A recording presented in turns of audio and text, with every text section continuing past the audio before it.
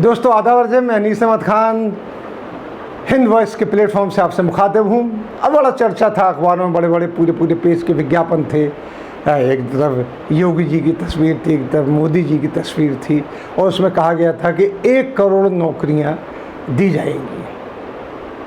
एक ही दिन के अंदर 1 करोड़ नौकरियां देने का वादा किया था। इस तरीके का भाई अच्छी बात है। देश में इतनी बेरोज़गारी चल रही है, पिछले जो 45 साल में सबसे ज़्यादा बेरोज़गारी की लिमिट आई है। यूथ तो बिल्कुल बेरोज़गार है। फिर लॉकडाउन वगैरह हुआ, इससे बेरोज़गारी और 15-20% बढ़ गई।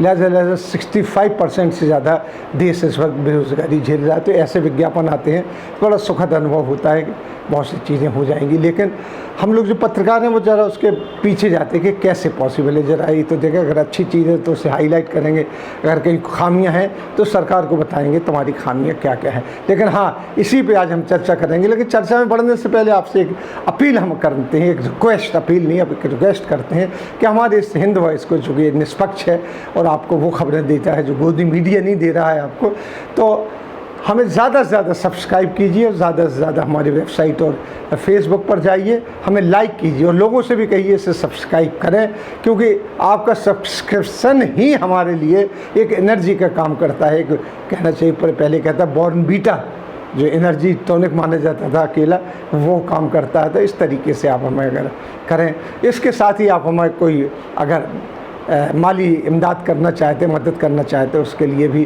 क्योंकि हम लोग सारे जर्नलिस्ट हैं, पुराने सीनियर जर्नलिस्ट हैं, वो ये काम कर रहे हैं और उसके लिए अपनी जेब से पैसा भी लगा रहे हैं। कोई एहसान नहीं कर रहे हैं किसी के ऊपर, लेकिन अगर कोई मदद करता तो हम उसके शुक्रगुजार रहेंगे। अब हम बढ़ते खबर की ओर। इसकी हकीकत जानते हैं कि 1 करोड़ जो नौकरियां की बात कर रहे हैं योगी जी, वो कहाँ तक उसकी सत्यता है, क्या हो सकता है, उसके पीछे राज क्या है। पहले 1 करोड़ नौकरियों की गौर करते हैं। इसका बड़ा हिस्सा जो है वो मनरेगा से जुड़ा हुआ है। आप अगर इसको गौर से पढ़ें बाद में या देखें तो इसका बहुत बड़ा हिस्सा उन्होंने मनरेगा, जो पहले नरेगा था, फिर महात्मा गांधी रोजगार योजना करके मनरेगा से जोड़ दिया है। जबकि राज्य में, पूरी यूपी में 90 लाख पहले से ही मनरेगा में कार्ड होल्डर हैं, यानी 90 लाख। अब जगह ज़रूरत पड़ी 1 करोड़ में 10 लाख की। तो ये एक पॉलिसी है, इस तरीके से इन्होंने आगे बढ़ाने की बात की है और जिसको मोदी जी ने भी कहा कि भाई ये बहुत बड़ा काम है। इस तरीके से ये हो रहा और हम लोग भी इसमें बड़े उत्साहित थे देखने के लिए। इसी स्कीम में 15 लाख जो हैं ऐसे प्रवासी मजदूर बाहर से लिए जाना है आए हैं, जो उनको जोड़ने की बात चल रही है कि इसमें वो जोड़ दिए जाएंगे, यानी 90 लाख में से 90 लाख कार्ड हैं। चलिए हम मानते हैं कि 90 लाख के 90 लाख जॉब नहीं आएंगे काम में। लेकिन आजकल तो ये हो रहा है कि जो भी प्रवासी मजदूर अपने गांव में वापस जा रहा है, वहाँ सिर्फ नौकरी का एक जरिया है मनरेगा, जिसको इस एनडीए सरकार ने, ख़ासतौर पर मोदी जी ने काफ़ी बुराई की थी और ये कहा था कि ये एक धब्बा है कांग्रेस के ऊपर, जिसको हम बराबर बनाए रखेंगे। उन्होंने पार्लियामेंट में इसका बयान भी दिया था। लेकिन अब वही धब्बा, उसी में ही इतने काम दिए जा रहे हैं, यानी जो उसी में अपनी वाहवाही लूटने का अब इनको एक जरिया मिल गया है। यानी 1 करोड़ नौकरियों का लक्ष्य तो एक ही झटके में उन्होंने पूरा कर दिया है योगी जी ने।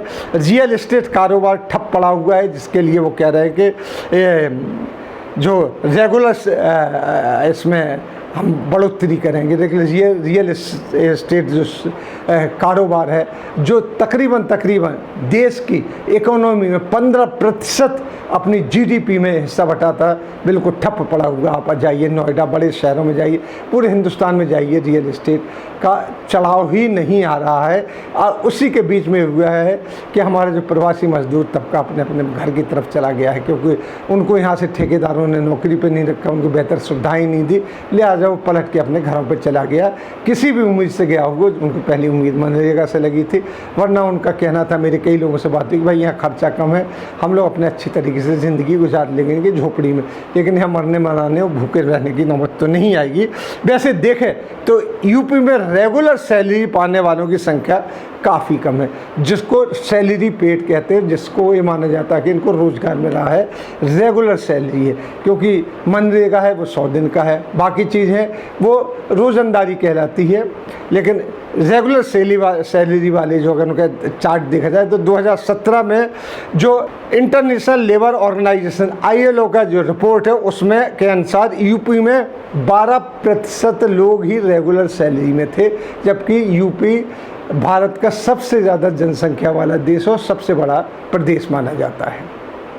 उसमें सिर्फ 12% लोग ऐसे हैं जो रेगुलर सैलरी में हैं। अब उसका अंदाज़ा लगा दीजिए कि कितने लोगों को उसमें नौकरी मिलती है। 62% स्वराज रोज़गार करते थे, यानी खुद अपना रोज़गार करते थे, और 26% जो थे वो कैजुअल वर्कर थे। ये इनका पूरा का पूरा नौकरियों का डाटा है। यानी यूपी में जॉब सेक्टर को मजबूत करने के लिए ज़रूरी है कि स्वरोजगार पर जोर दिया जाए। यूपी में स्वरोजगार योजना है, जो सेल्फ एम्प्लॉयड योजना है, उसको सेल्फ एम्प्लॉयमेंट को कम करके वहाँ पर रेगुलर सैलरी को बढ़ाया जाए, जब वहाँ की अर्थव्यवस्था ठीक हो सकती है। तो और वही माना जाएगा कि 1 करोड़ लोगों को लक्ष्य प्राप्त कर दिया। क्योंकि अगर हम सेल्फ एम्प्लॉयड होते हैं, जिसको हम अनऑर्गेनाइज सेक्टर जाते हैं, तो अनऑर्गेनाइज सेक्टर की भी बड़ी बुरी हालत है।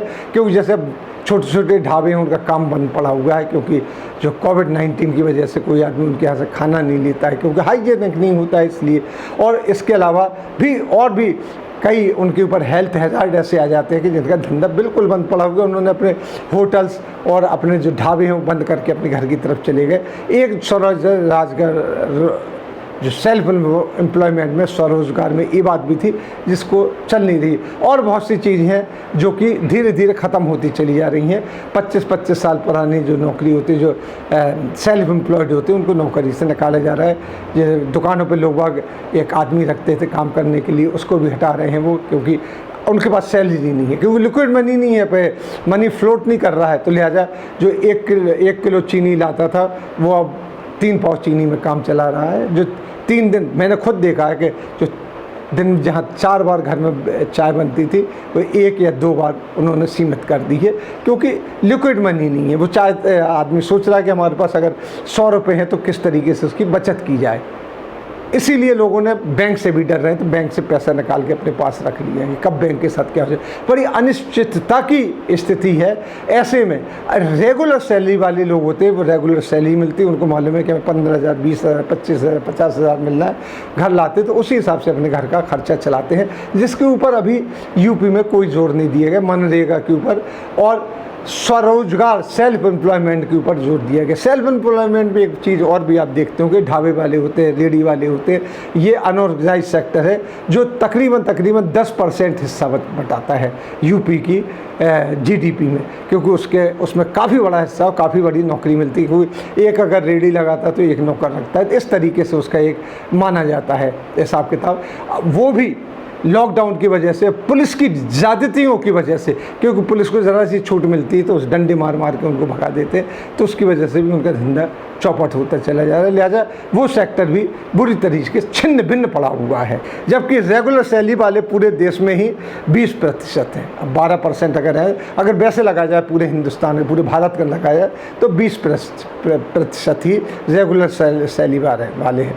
अर्थव्यवस्था की मंदी का दौर, हमारे प्रधानमंत्री ने भी भाषण में कहा है, और ख़ुद हमारे मुख्यमंत्री जी माननीय योगी जी भी इस बात को कह रहे हैं कि हमें 2024 तक 1 ट्रिलियन अपनी जो है डॉलर अर्थव्यवस्था को ले जाना है। $1 ट्रिलियन तक ले जाना है 2024 तक, यानी अभी 2020 से 4 साल के अंदर। क्या संभव है ऐसी स्थिति में कि पहुंच सकती है? वैसे तो मोदी जी ने कहा था हम 5 ट्रिलियन तक ले जाएंगे, 1 ट्रिलियन इन्होंने कह दिया।